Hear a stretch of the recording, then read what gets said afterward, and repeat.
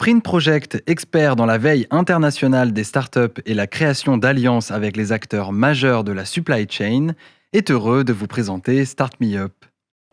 Bonjour à tous, bienvenue sur le plateau de Start Me Up, l'émission qui vous dépoussière les idées dans la supply chain. Aujourd'hui, c'est un grand plaisir pour moi parce qu'on accueille Loïc, le gagnant du prix Startup du SITL 2022, prix qui nous tient à cœur évidemment chez Spring Project. Alors, avec Loïc, on va plonger dans un univers qu'on n'a jamais abordé dans cette émission, l'univers de la douane. Et on a vu à quel point cet univers était sous tension quand nos amis anglais ont décidé de quitter la communauté européenne. Loïc, bienvenue sur ce plateau. Merci Fabien. Alors, Loïc, il va falloir que tu nous expliques d'où tu viens et pourquoi se lancer dans un projet aussi complexe que la gestion de la douane. Alors, il faut savoir que je suis tombé dans la douane un peu par hasard. Mon histoire, ça a été que j'ai travaillé dans des grands groupes jusqu'à l'aube de mes 30 ans. Et à la suite de ça, j'ai eu envie vraiment de créer quelque chose. Donc, ne sachant pas vraiment ce que je voulais faire, j'ai d'abord voyagé, j'ai fait un petit peu le tour du monde, je me suis ouvert l'esprit. Et au retour de ce voyage, j'ai été contacté par un startup studio. Donc, c'est une boîte dont le but est de créer d'autres boîtes. Et il y avait du coup cette problématique douane qui avait été apportée par quelqu'un du secteur. Cette personne, c'est Olivier Martineau, qui travaille chez ADO et qui en fait avait eu des problématiques de douane. Donc du coup, il a amené cette idée à le startup studio qui s'appelle Alacrité. Et moi, du coup, j'ai été recruté, j'ai commencé à travailler sur cette idée. Et donc, au fur et à mesure de la progression, on a rassemblé une équipe qui est composée de Charles et Hamza. Donc, c'est marrant parce que dans la plupart des startups, souvent, c'est des amis qui créent une boîte. Et ben moi, c'est plutôt l'inverse. On a créé une boîte ensemble et après, on est devenus amis. Donc aujourd'hui, c'est des gens avec qui je m'entends parfaitement bien. On est totalement complémentaires. J'ai pu voir ça au SITL, en effet, on a senti qu'il y avait une grosse ambiance. Ouais. Exactement, oui, Ouais. l'équipe, elle est assez incroyable. Bon, on a un thème chez nous, c'est travailler sérieux, enfin être sérieux sans se prendre au sérieux. Donc voilà. Business et convivialité, c'est celui de Sprint Project, ça nous va bien aussi, on est On raccord. peut très bien faire du très bon travail tout en s'amusant. On est d'accord. Voilà. Mais alors attends, Loïc, on est d'accord. La douane, moi je connais plein d'entreprises qui opèrent ce sujet-là. Ok, alors pourquoi se lancer sur un sujet où il y a déjà des belles entreprises, des belles PME, en particulier françaises? Oui. Alors, je ne vais pas te cacher que moi, quand on m'a parlé de ce projet en douane, ça ne m'excitait pas vraiment. Mais en creusant un petit peu le sujet, je me suis rendu compte que c'était quelque chose de vraiment fondamental. Je pense que toutes les personnes qui font un peu de la supply chain ont à traiter des sujets douaniers. C'est simple, la douane, à partir du moment où on fait de l'import-export, on doit travailler avec la douane. Euh, et donc, la douane, c'est déjà un domaine en plus qui est en constante évolution. Tu en as parlé avec le Brexit, mais il y a aussi les guerres économiques qu'on a pu voir sur les dernières années entre l'Europe, les États-Unis, la Chine. On a aussi, par exemple, la guerre en Ukraine qui fait que on a des rétorsions économiques. Donc finalement, c'est un domaine qui est en constante évolution. Et pour autant, même si c'est un domaine qui est tellement important dans les étapes de la supply chain, c'est un domaine qui est mal maîtrisé. Euh, En général, chaque année, enfin l'année dernière en tout cas, il y a eu 500 millions d'euros d'amendes qui ont été collectées par les douanes françaises. Et il y a 3 semaines, Toyota a écopé d'une amende de 270 millions de dollars juste en Thaïlande, même pas au niveau mondial, juste en Thaïlande, pour des problématiques de douane et de classification douanière. Donc en effet, il y a des entreprises qui travaillent et qui font du très bon boulot, vraiment, hein, je ne les dénigre pas.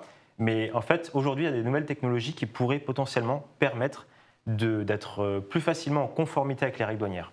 Alors, une nouvelle technologie, là, ça commence à m'intéresser. J'aime bien comprendre comment ça se passe pour moi. Je suis un de tes clients, chargeur, je sais pas, transporteur, après tout, 3PL. Comment, qu'est-ce qui va se passer pour moi si je travaille avec ton entreprise? Alors en fait, nous, notre but, c'est vraiment, notre mission, c'est de simplifier la douane et de permettre aux entreprises d'être plus en conformité. Donc en fait, ça va intéresser autant les chargeurs que les transitaires. Les transitaires, certains utilisent déjà notre solution parce que ça permet d'augmenter leur qualité de service. On sait qu'il y a beaucoup de chargeurs qui confient toute leur douane aux transitaires et du coup, le transitaire, des fois, il doit faire la classification, il doit faire les opérations. Et ce qu'on attend d'un transitaire, d'un RDE, c'est que aussi, il y a une mission de qualité. Et donc, que le transitaire puisse être capable de nous challenger sur est-ce que le classement est bon, est-ce que les règles que j'applique sont les bonnes. Mais la problématique de faire ça, c'est aussi que le chargeur, malgré le fait qu'il fait confiance à son transitaire, le chargeur doit aussi avoir la maîtrise de ses classifications et de sa conformité, parce que le jour où il y a un contrôle, c'est chez lui que vient taper la douane. Donc nous, en fait, on cherche à équiper toutes les entreprises du secteur de nos solutions pour leur simplifier l'accès à ces évolutions qui sont en constante évolution et surtout à simplifier leur compréhension. D'accord, donc en fait, vous vous adressez à peu près tous les acteurs de la filière, chargeurs, transitaires, transporteurs, etc. Tout à fait. Ok.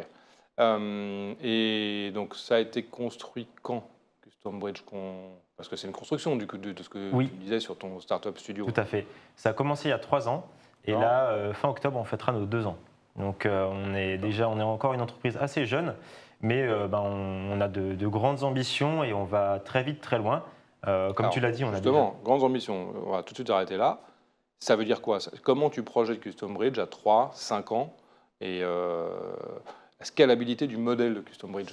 Oui, alors en fait, des problématiques de douane et de compliance douanière, on les a partout. Je viens de l'expliquer avec l'exemple précédent en Thaïlande. Et donc en fait, il faut savoir que les règles douanières, elles sont aussi différentes en fonction des ensembles douaniers. On a les mêmes en Europe, mais bon, maintenant, il y en a des différences, par exemple, en Grande-Bretagne. Et donc en fait, la problématique, c'est pour les entreprises, c'est en fait quelles vont être les règles douanières à l'exportation et quelles vont être les règles douanières à l'importation dans le pays de destination. Et donc le but, c'est d'être capable de très facilement comprendre pour tous les pays du globe comment ça s'applique. Aujourd'hui, on gère l'Europe, donc il y a déjà évidemment de la valeur ajoutée pour l'Europe, à l'importation et à l'exportation. Mais nous, notre but, c'est d'être la référence mondiale de la conformité. L'idée, c'est, vous avez une question douane, allez sur Custom Bridge. Et pour faciliter ça, on a récemment lancé, en partenariat avec notre partenaire Sojet, une nouvelle offre qui s'appelle Oki Duty et qui est en freemium. C'est-à-dire qu'aujourd'hui, depuis la semaine dernière, vous pouvez facilement aller sur notre site, créer un compte et en fait commencer à vérifier votre conformité, à jouer un petit peu, à comprendre la douane, à voir par rapport à vos produits, quelles sont les taxes qui s'appliquent, à comprendre ce domaine-là. En fait, ce domaine mérite d'être compris, parce qu'à plus long terme, si on pense à une vision vraiment très stratégique, on sait que le niveau de la vie de la Chine augmente, on sait que potentiellement les lieux d'approvisionnement vont changer, et la douane a un avantage, c'est qu'elle voit passer tous les produits. Savoir d'où ça vient, en quelle quantité, quel est le prix moyen.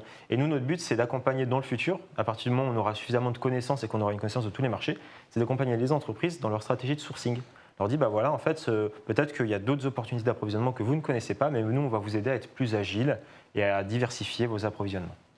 Ok, super, ça me semble clair. Comment vous avez financé les débuts de Custom Bridge? Parce que là, on parle déjà d'une équipe, etc. Oui. Alors, c'est grâce au Startup Studio, à la Crité, qui du coup, pendant une année, on a eu le projet qui a atteint un certain niveau de maturation. Et à la fin, du coup, on a été ce qu'on appelle incorporé plutôt, pardon. Et à l'issue de ça, on a reçu des financements de la Crité. Donc là, on vit sur nos fonds, même si on a des ventes qui commencent à démarrer, même à bien accélérer. On n'est encore pas à l'équilibre et donc on recherche notamment à lever des fonds. Alors, et c'est le principe de startup. C'était ma question suivante, c'est Oui. comment nous, communauté métier, on peut aider Custom Bridge? Alors nous, pas moi, Famille nous, on est bien d'accord, hein, mais l'ensemble des gens qui vont voir cette émission, est-ce qu'ils peuvent d'une manière ou d'une autre aider Custom Bridge, aider ton équipe à aller plus loin, plus vite, plus largement, parce qu'on essaie aussi de défendre les startups françaises, hein, Oui. quand même c'est un peu la logique qu'il y a chez Spring Project et chez notre partenaire Agora Media.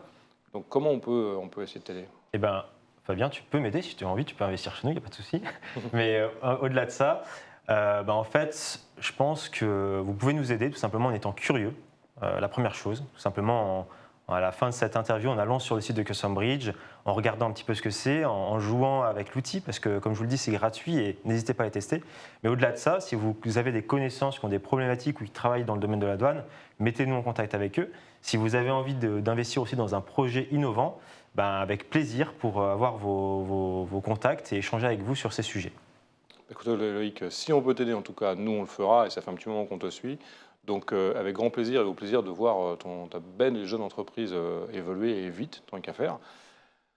C'est terminé pour ces quelques minutes d'oxygénation dans le monde de la supply chain. Je vous donne rendez-vous dans un mois avec mon collègue Hervé qui vous parlera du sujet de la livraison des produits lourds et volumineux. À très bientôt sur cette chaîne. Sprint Project, expert dans la veille internationale des startups et la création d'alliances avec les acteurs majeurs de la supply chain, vous a présenté Start Me Up.